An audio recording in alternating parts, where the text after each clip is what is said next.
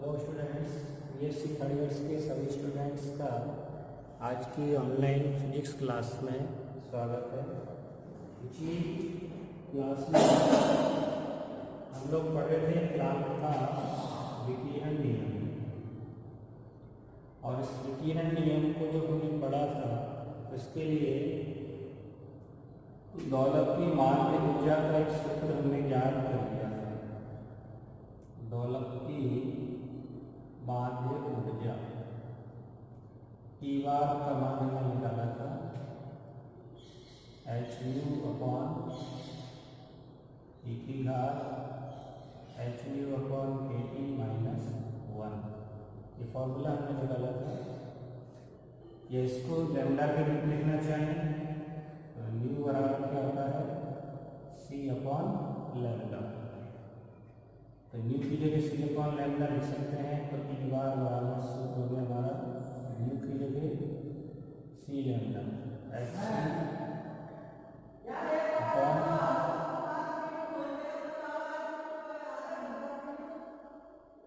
New की जगह भी c/लैम्डा अपॉन kT और -1। h न्यू की जगह हमने c/लैम्डा लिख दिया। c और लैम्डा नीचे है, ये यहाँ भी न्यू की जगह c/लैम्डा लिख दिया। तो ये हमारा सूत्र हो गया। इसको भी समीकरण 1 और समीकरण 2, ये जो समीकरण 1 या 2 है दोनों एक ही है, आपूर्ति के रूप में और उत्तरण के रूप में। समीकरण 1 व 2 प्लांक का विकिरण सूत्र या विकिरण नियम कहलाता है। अब इसमें हमें सबसे पहले ऊर्जा घनत्व का सूत्र निकालना पड़ेगा। तो ऊर्जा घनत्व का सूत्र कैसे निकालेंगे? लैम्डा तथा लैम्डा प्लस d-लैम्डा तरंगदैर्घ्य पराश्रय ऊर्जा विकिरण ऊर्जा घनत्व विकिरण ऊर्जा घनत्व। तो कैसे लिखेंगे? d-लैम्डा d-लैम्डा बराबर, तो कंपन विधाओं की संख्या जो लेते हैं अपन l-लैम्डा d-लैम्डा, उसके साथ इस माध्य ऊर्जा का गुणा कर दीजिए। ठीक है, इसका मान हम पहले पूछ चुके हैं कितना होता है 8π/λ4। d-लैम्डा नहीं है, d बार का मान लिख दो hc/λ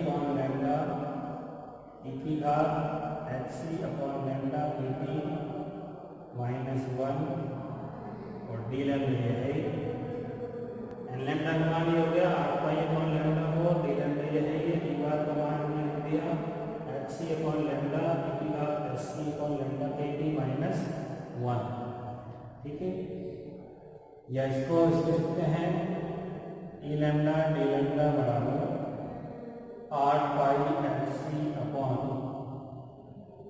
की घात क्या हो गया 5, 4/5 हो गई इंटू e की घात hc/λ kT -1 और d-लैम्डा। तो ये एक फॉर्मूला हो गया। इसको समीकरण नंबर 3 लिख दीजिए।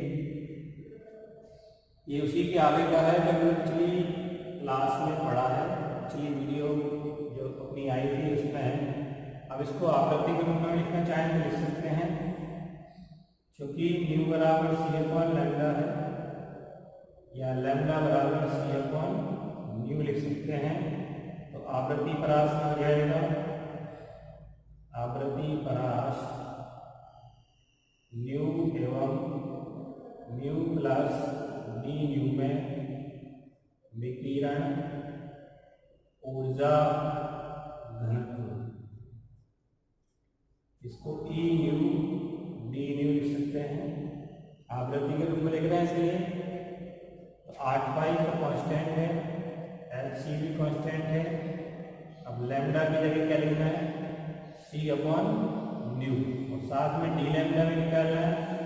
तो d-लैम्डा का मतलब c, अब कलन कर दो इसका, c तो कांस्टेंट है, 1/न्यू को लिखना हो गया -1/न्यू स्क्वायर और साथ में d न्यू तो ये सूत्र हो गया 8πhc अपॉन लैम्डा की घात 5 की लिख रही मैं, तो c की घात 5 अपॉन म्यू की घात 5 इंटू e की घात c अपॉन लैम्डा की जगह लिख लो nu h nu upon kT minus 1 और d लैम्डा की जगह लिख लो c minus 1 upon nu square और d न्यू।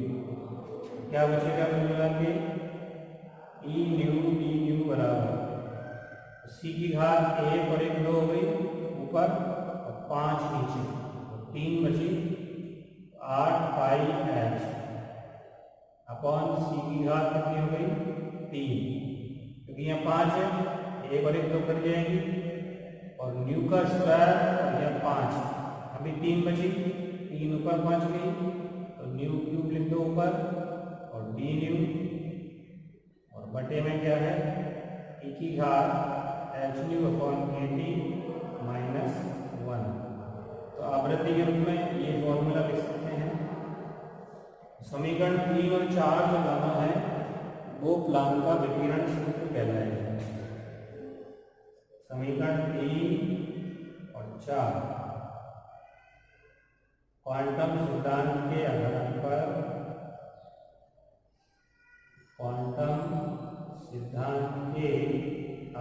पर प्लांक का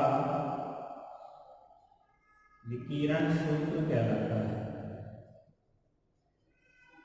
विकिरण सूत्र कहलाता है। यह विकिरण नियम कह सकते हैं। विकिरण सूत्र जो है तरंग दैर्घ्य के रूप में लिखना चाहते हैं तो समीकरण 3 की तरह लिख सकते हैं। आवृत्ति u के रूप में लिखना चाहते हैं तो समीकरण 4। अब इस सूत्र के आधार पर हम दोनों जो नियम हमने लिखे हैं, पिछली वीडियो में मैंने तुम्हें बताया था कि चिरसम्मत सिद्धांत के आधार पर कृष्णिका विकिरण को समझाने के लिए 2 नियम दिए गए थे, बीन का विस्थापन नियम और एक रेले जीन्स का नियम। याद है? अब बीन का नियम जो है वो हाफ पार्ट के लिए यानी कि लघु तरंगदैर्घ्य विकिरणों के लिए यथार्थ होता है और रेले जीन्स का नियम दीर्घ तरंगदैर्घ्य विकिरणों के लिए यथार्थ होता है, यानी उसमें वो लघु तरंगदैर्घ्य के लिए असफल है। तो अब अपन ने ये जो सूत्र निकाला है प्लांक की क्वांटम थ्योरी इसीलिए हमने इजाद की है, इसीलिए प्लांक की क्वांटम थ्योरी आई क्योंकि चिरसम्मत सिद्धांत फेल हो गया। वो कृष्णिका के विकिरण को समझाने में असफल है क्योंकि एक ही टॉपिक को समझाने में 2 रूल्स काम आ रहे हैं, आधे के लिए बीन, आधे के लिए रेले जीन्स। इसीलिए प्लांक का विकिरण नियम है और इसके आधार पर हम एक्सप्लेन करेंगे दोनों नियमों को, यानी कृष्णिका के विकिरण का पूरा जो अध्ययन हम कर पाएंगे वो किसके आधार पर कर सकते हैं, इसके आधार पर प्लांक के क्वांटम सिद्धांत के आधार पर। इसकी स्थिति फर्स्ट हम लेते हैं, स्थिति नंबर 1। पहले लघु तरंगदैर्घ्य विकिरणों के लिए लघु तरंगदैर्घ्य या तरंगदैर्घ्य लघु होगी तो आवृत्ति उच्च होगी, उच्च आवृत्ति विकिरणों के लिए, यानी कि जो कृष्णिका का हमने जो ग्राफ बनाया था उसके हाफ पार्ट में बात करें। कृष्णिका का जो ग्राफ था लैम्डा में इस तरह का जो ग्राफ आता है, हाफ पार्ट ये होता है वाला, ये लैम्डा है और ये टी लैम्डा है, मैक्सिमम मान होता है। तो लघु तरंगदैर्घ्य या उच्च आवृत्ति विकिरणों का इस हाफ पार्ट की बात कर रहे हैं, जिसके लिए बीन का नियम दिया था लेकिन बीन का नियम इसके लिए फेल था। तो यहाँ अपन देखते हैं तो लघु तरंगदैर्घ्य का मतलब लैम्डा का मान कम है। इस समीकरण को अपन लेके चल रहे हैं, समीकरण 3 से इसको प्रूफ कर रहे हैं। तो 3 से या 4 से दोनों से कर सकते हैं। अपन लैम्डा के रूप में ले रहे हैं तो समीकरण 3 ले सकते हैं। आवृत्ति के रूप में एक्सप्लेन करना चाहते हैं तो समीकरण 4 से कर सकते हैं। समीकरण 3 को हम लिख रहे हैं e lambda d lambda equal to कितना है 8 पाई एच सी अपॉन लैम्डा की घात 5 ए की घात एच सी अपॉन लैम्डा के टी -1 और डी लैम्डा। ठीक है, ये सूत्र हम अभी व्युत्पन्न कर चुके हैं, आधा इसका पिछली क्लास में था। अब इसके आधार पर चूंकि तरंग दैर्घ्य लघु है, लघु का मतलब इसमें से एच सी अपॉन के T is greater than lambda, क्योंकि तरंग दैर्घ्य लघु है, लघु का मतलब कम, तो लैम्डा कम है इसकी तुलना में एच सी अपॉन के टी की तुलना में। या इसको अपन लिख सकते हैं एच सी अपॉन लैम्डा को यहाँ लिया लैम्डा के टी इज ग्रेटर देन 1, तो एक की तुलना में ये बहुत ज़्यादा है, तो ई की घात जो एच सी अपॉन लैम्डा के टी है वो भी एक की तुलना में क्या हो जाएगी, बहुत ज़्यादा। इसका मतलब एक को अपन क्या मान सकते हैं, नगण्य। तो ये ऊपर जो प्लांक का विकिरण सूत्र हमने लिखा है इसमें से एक को नगण्य मान लें, तो फिर सूत्र क्या बचा, ऊर्जा घनत्व का ई लैम्डा डी लैम्डा बराबर 8 पाई एच सी अपॉन लैम्डा की घात 5 ई की घात एच सी अपॉन लैम्डा के टी, और 1 को हमने हटा दिया यहाँ से डी लैम्डा, या ई लैम्डा डी लैम्डा बराबर क्या लिख सकते हैं 8 पाई एच सी अपॉन लैम्डा की घात 5, और इसको ऊपर ले जाके लिखते हो minus H C upon lambda के टी और डी लैम्डा। अब ये सब कांस्टेंट है, इनकी जगह कांस्टेंट ए लिख दो, कैपिटल ए, जैसा कि डी नियम में लिखा था हमने, लैम्डा की घात 5 ई की घात माइनस, इसमें भी एच सी को कांस्टेंट लिख दें, स्मॉल ए, एच सी और के को a upon lambda t d lambda. तो ये जो सूत्र तुम्हें प्राप्त हुआ तो किसके अकॉर्डिंग है बताइए, जहाँ कैपिटल ए बराबर किसके लिखा है हमने 8 पाई एच सी के, और स्मॉल ए किसको लिखा है एच सी अपॉन के, कांस्टेंट है इसलिए। ये नियम किसका था, पिछला वीडियो में देखो, बीन के नियम को संतुष्ट करता है, यानी प्लांक का जो हमने विकिरण सूत्र निकाला है, प्लांक का जो विकिरण नियम हमने समझाया है क्वांटम थ्योरी के आधार पर, वो बीन के नियम को पूरी तरह संतुष्ट करता है, ये हमने प्रूव कर दिया। तो लघु तरंग दैर्घ्य विकिरणों के लिए ये जो सूत्र है प्लांक का विकिरण सूत्र वो एग्जिस्ट करता है, यानी कि पूरी तरह संतुष्ट करता है, बीन के नियम को फॉलो करता है, बीन का नियम संतुष्ट हो गया। अब जो स्थिति सेकंड लेंगे अपन, स्थिति नंबर 7। अब लघु तरंग दैर्घ्य वाली स्थिति हो गई, अब दीर्घ तरंग दैर्घ्य वाली स्थिति देखते हैं। तो दीर्घ तरंग दैर्घ्य या कह सकते हैं निम्न आवृत्ति, दीर्घ तरंग दैर्घ्य या निम्न आवृत्ति विकिरणों के लिए। अब तरंग दैर्घ्य दीर्घ है मतलब तरंग दैर्घ्य का मान ज्यादा है, इस कंडीशन का उल्टा हो गया, उसमें लैम्डा कम लिया ना, ज्यादा ले लो, एच सी अपॉन के टी लेस देन लैम्डा। पहली कंडीशन में हमने ज्यादा लिया था लैम्डा से, अब लैम्डा से क्या ले लो कम, इसका मतलब एच सी अपॉन लैम्डा के टी लेस देन 1। लैम्डा को यहाँ लिया है, इसकी तुलना में क्या हो गया, नगण्य। अब एच सी अपॉन लैम्डा के टी नगण्य है, तो यहाँ इस सूत्र में जो e की घात एच सी अपॉन लैम्डा के टी है, इसका प्रसार करते हैं, तो केवल 2 पदों तक करेंगे, क्योंकि ये मान बहुत कम है, उच्च घातों को नगण्य मानते हुए प्रसार कर देंगे। e की घात एच सी अपॉन लैम्डा के टी बराबर हो गया 1 प्लस एच सी अपॉन लैम्डा के टी। बाकी के पदों का मान लिया हमने नगण्य, तो क्योंकि hc/λ/kT का मान बहुत कम है एक की तुलना में, तो आगे जो पद आएंगे वो नगण्य होंगे। तो ये मान यहाँ लिखते हैं। तो E लैम्ब्डा डी लैम्ब्डा जो विकिरण ऊर्जा घनत्व है बराबर क्या हो गया, 8 पाई hc/λ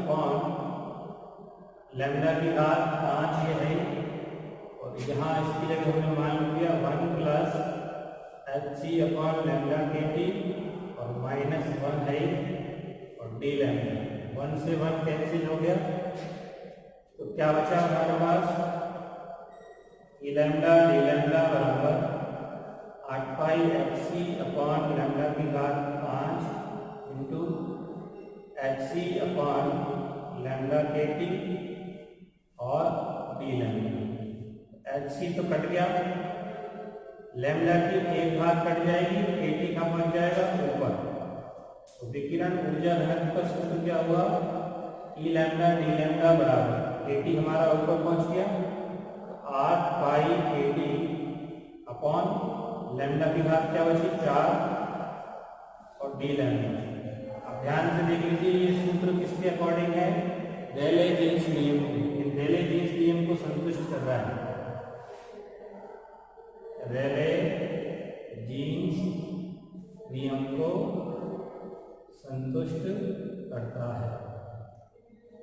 यानी कि अब क्या अपन कह सकते हैं कि प्लांक का जो विकिरण सूत्र हमने निकाला क्वांटम सिद्धांत का पालन करते हुए, प्लांक ने जो अपना नियम दिया विकिरण नियम, उस नियम के आधार पर हम दोनों वीन नियम और रेले जीन्स नियम दोनों को कंप्लीट सेटिस्फाइड कर सकते हैं। यानी कि लघु तरंगदैर्घ्य विकिरणों के लिए भी ये यथार्थ है और दीर्घ तरंगदैर्घ्य विकिरणों के लिए भी ये यथार्थ है। दोनों मैंने ये दिखा दिया एक्सप्लेन करके, लघु तरंगदैर्घ्य विकिरणों के लिए भी यथार्थ है और दीर्घ तरंगदैर्घ्य विकिरणों के लिए भी यथार्थ है। यानी इसके आधार पर हम निम्न आवृत्ति या दीर्घ तरंगदैर्घ्य विकिरणों को भी एक्सप्लेन कर सकते हैं और लघु तरंगदैर्घ्य विकिरणों को भी एक्सप्लेन कर सकते हैं। अब इसके आधार पर हम स्टीफन नियम को भी प्रूव कर सकते हैं।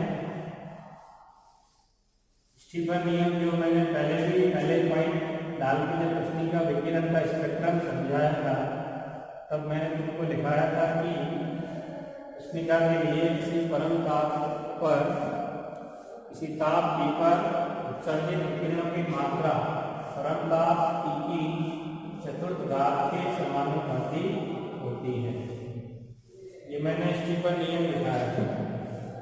तो अगली हेडिंग में लिखते हैं यहाँ पे प्लांक के विकिरण नियम के आधार पर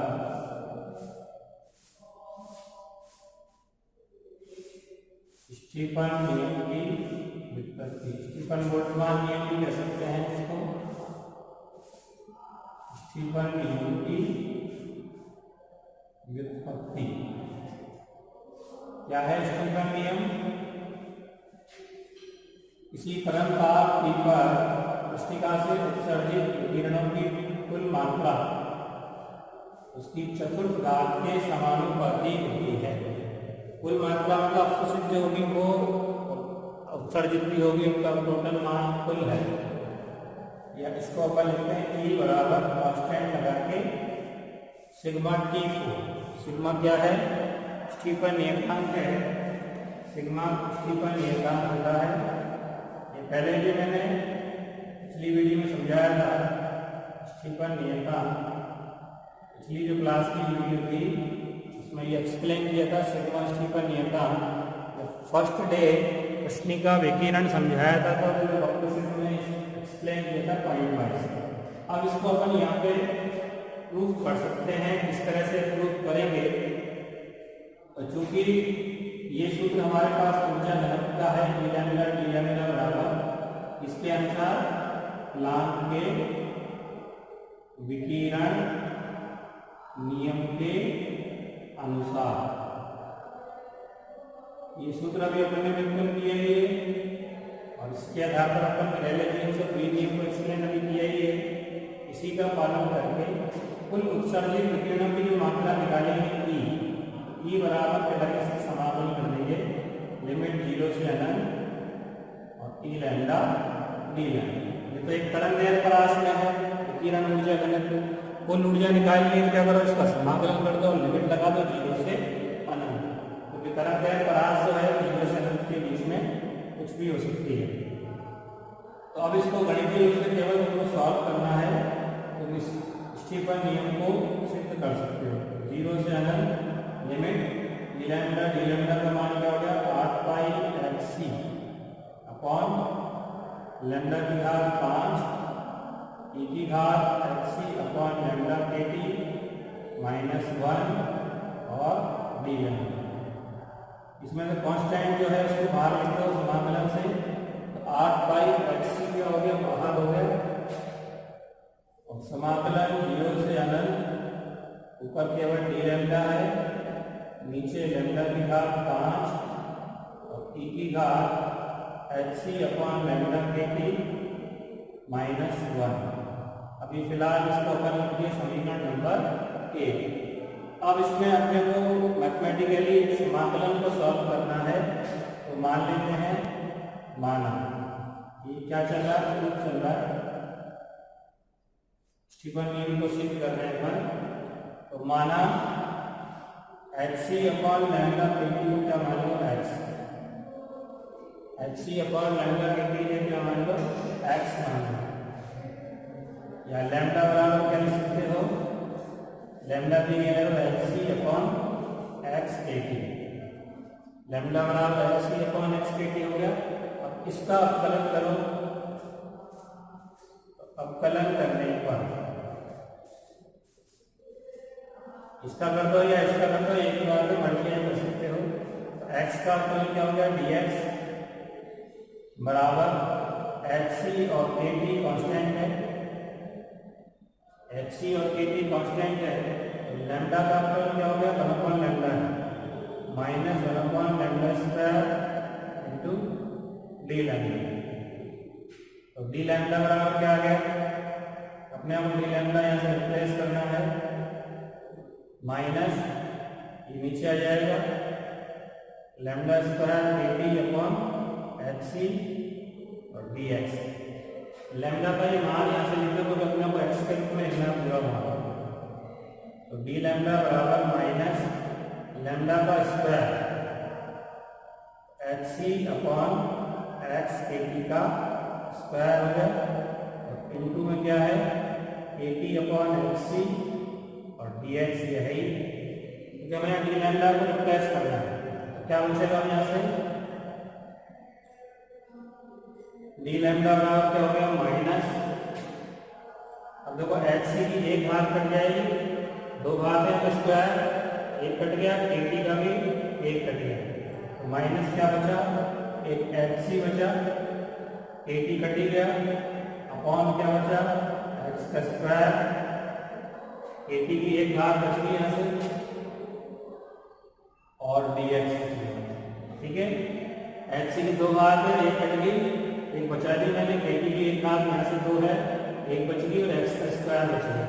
अब ये मान यहाँ लिख दो समीकरण 1 में, समीकरण 1 में मान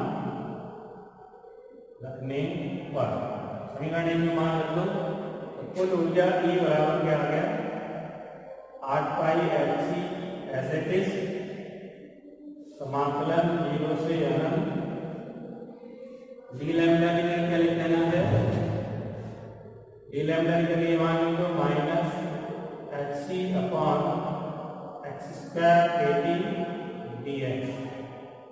ये किसकी जगह लिख दिया हमने डी लैम्डा की जगह, डी लैम्डा की जगह हो गया minus H C upon x square के टी और लैम्डा की जगह लिखना ये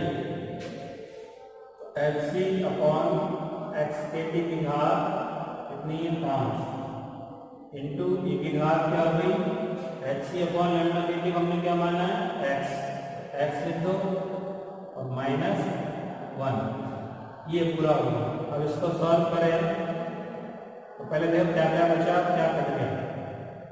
समाकलन 0 से अनंत। अब hc की घात ऊपर कितनी है देखो, 1 और 1 2, और नीचे कितनी है 5, कितनी बची 3। hc की घात क्या बच गई 3। तो माइनस को तो बाहर लिख दीजिए, माइनस से तो इसे कोई फर्क नहीं पड़ रहा है इसमें, माइनस की कोई आवश्यकता भी नहीं है यहाँ पे, क्योंकि अपन मान निकाल रहे हैं कुल, इसलिए माइनस की तो मतलब भी नहीं है। तो hc की घात 1 और 1 2 और नीचे 5, कितनी बच गई 3। तो यहाँ से hc काट दिया मैंने और hc की घात कितनी लिख दी 3 लिख दी, ठीक है। 1 और 1 2 बार, नीचे 5, 2 कट गई, 5 में से कितनी बच गई 3, तो hc की घात 3 लिख दी। और kt की घात कितनी है 5 है इधर, और इधर कितनी है 1 कट के कितनी बच गई 4। ये 4 जो घात है वो कहाँ पे जाएगी ऊपर, तो ऊपर इसको लिख दो समाकलन से बाहर निकाल के, तो kt की घात हो गई 4, ठीक है। और क्या बचा देखो, x की घात 5 है और यहाँ पे 2 है, तो 2 घात इधर और 5 घात इधर, 2 बैलेंस हो गई, कितनी बच गई 3। ये भी कहाँ जाएगी ऊपर, ऊपर क्या बच गया x की घात 3 dx अपॉन e की घात x और माइनस 1, ठीक है। तो e बराबर हो गया 8 पाई k e की घात 4 अपॉन h2c3। और इस समाकलन को जब सॉल्व करते हैं, सेकेंड ईयर में कई बार हमने सॉल्व किए गामा फंक्शन के आधार पर, इसका मान आएगा पाई 4 अपॉन 15। तो कुल मिला के मान कितना हो गया आप देखो, e बराबर 8 पाई की घात कितनी होगी 5, 4 और 1 5 होगी k अपॉन 15 h3c3 और इंटू टी की घात 4। अब ये सारे कांस्टेंट है, तो इन कांस्टेंट की जगह हमने क्या लिख दिया सिग्मा, सिग्मा T4। तो इसका मतलब स्टीफन नियम प्रूफ हो गया हमारा, e बराबर सिग्मा T4 होता है, जहाँ सिग्मा स्टीफन नियम था किसकी जगह लिखा है 8 पाई 5 a अपॉन 15 h3c3। इन सब का मान अपन अगर इसमें रखेंगे, पाई का मान, a का मान, x का c प्रकाश का वेग, इसका मान लगभग आएगा 7.68 गुणा 10 की घात माइनस 5.67 गुणा 10 की घात माइनस 8, और मात्रक क्या होगा वाट प्रति मीटर स्क्वायर प्रति केल्विन फोर्स। ये स्टीफन नियम का प्रूफ हो गया, ठीक है।